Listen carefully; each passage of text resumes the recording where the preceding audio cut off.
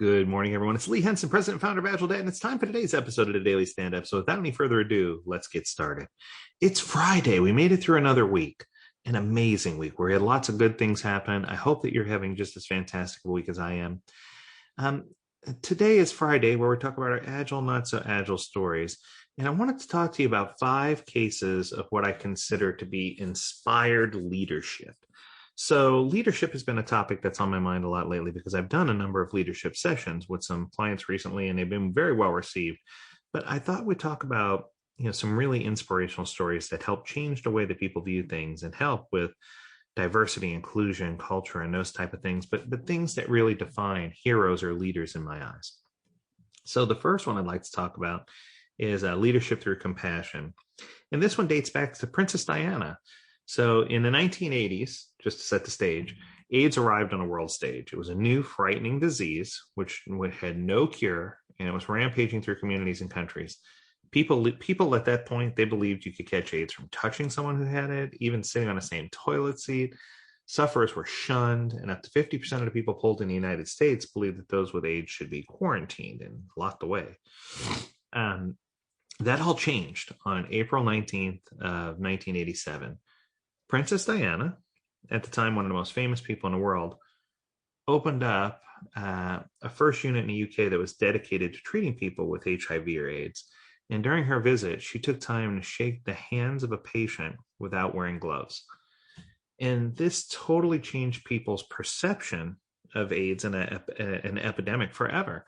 And I'm grateful for her because I personally have known people who are affected by HIV and by AIDS. And what I can tell you is it's good to know that there are people out there who understand and who listen to science and who are willing to take a chance or take a risk or make a change so that they can show the world that things aren't exactly as they are perceived. That empathy, that love that she showed was just fantastic. And that in my mind is a good example of leadership through empathy.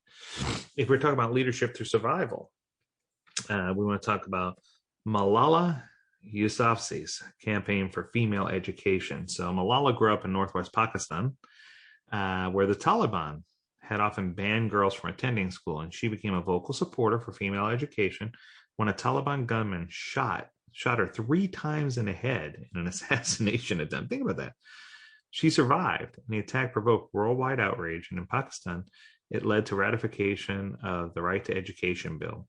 Since her recovery, Malala has become the youngest person to receive the Nobel Peace Prize. She's addressed the United Nations, met world leaders, and founded a nonprofit Malala Fund. This, to me, is incredible. When you talk about living through it, surviving, being a fighter, doing what you got to do, I'm a huge advocate for equality and for female education. And I just thought this was an incredible story. So, that uplifts me and inspires me to keep fighting, even through the hard times. Leadership through inspiration. And this is the Captain Obvious one for me. Dr. Martin Luther King, when he gave the I Have a Dream speech, it was just life-changing. He was the most prominent leader for the American Civil Rights Movement of the 1950s and 60s until he was assassinated brutally in 1968. He modeled his strategy of civil disobedience and nonviolence on the successes of Gandhi. And he also received the Nobel Peace Prize. But I think the thing he'll most be remembered for was on October 14, 1964. He made a speech at the March on Washington for Jobs and Freedom that continues to inspire people this day to have a dream.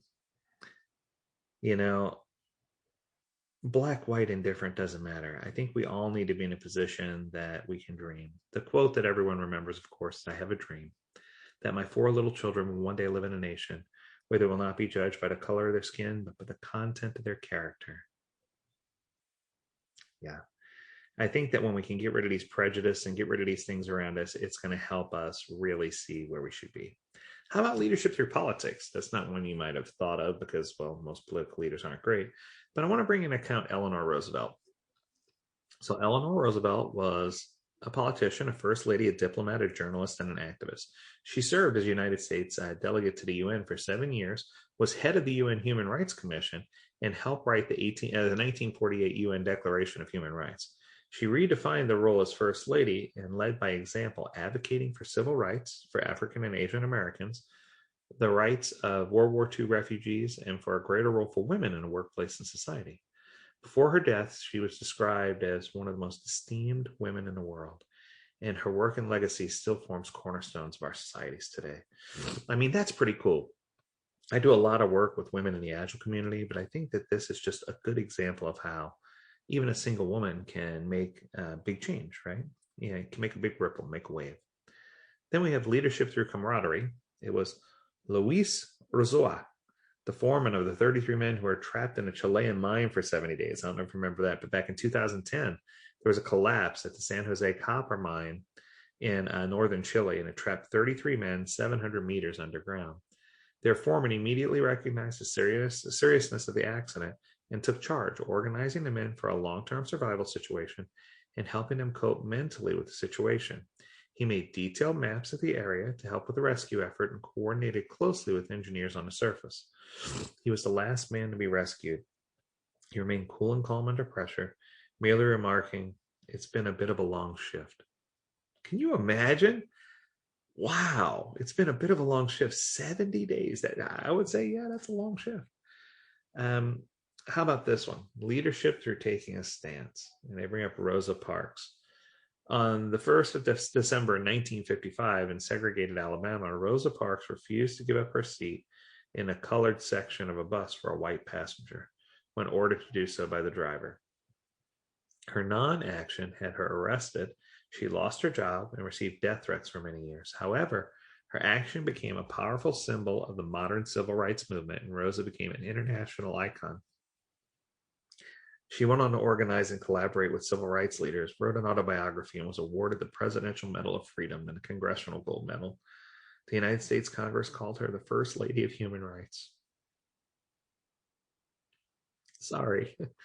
When I talk about this type of leadership, you can't help but get choked up and a little emotional because these people are so powerful. The next one's one of my favorite people on the planet. It's leadership through empathy, and it's Jacinda Ardern.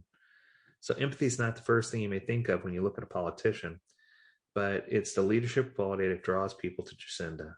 The coronavirus pandemic may be the biggest political test facing world leaders for generations. Jacinda Ardern's leadership style in a crisis resonated with people. In March of 2020, she hosted a Facebook Live event ahead of New Zealand's lockdown. Apologizing for her casual dress, she began by explaining she had just put her child to bed and wanted to check in with everyone. Her messages have been clear and consistent, and people have listened. New Zealand has been one of the very few countries in the world that appeared to have successfully managed a pandemic. Ladies and gentlemen, these are the types of leaders that I think should be running everything today. These are the types of people who are embedded and invested in making a difference. These are the types of leaders who clearly are heroes in their own right. These are the types of leaders who have stepped up and really taken hold of what their situation was. And they didn't look at an obstacle and say, "Oh, nothing we can do about that." They looked at obstacles and said, "How can we overcome them? What can we do to make a difference? How can we be in a position where we can really dig in our feet and, put our nose to the grindstone and really do something positive?" And I think that individually we need to recognize that we can each make a difference and that we can all be in a better place. But I think it's important for each one of us to understand that it all starts with one. It all starts with one person. And each of these people showed compassion or empathy or leadership that helped make the world a better place. My hope is that one day I can be in a position to do that and that you can too. As always, we encourage you to tune in to the Daily Stand-Up Podcast where you can learn more about leadership topics and plenty of other topics.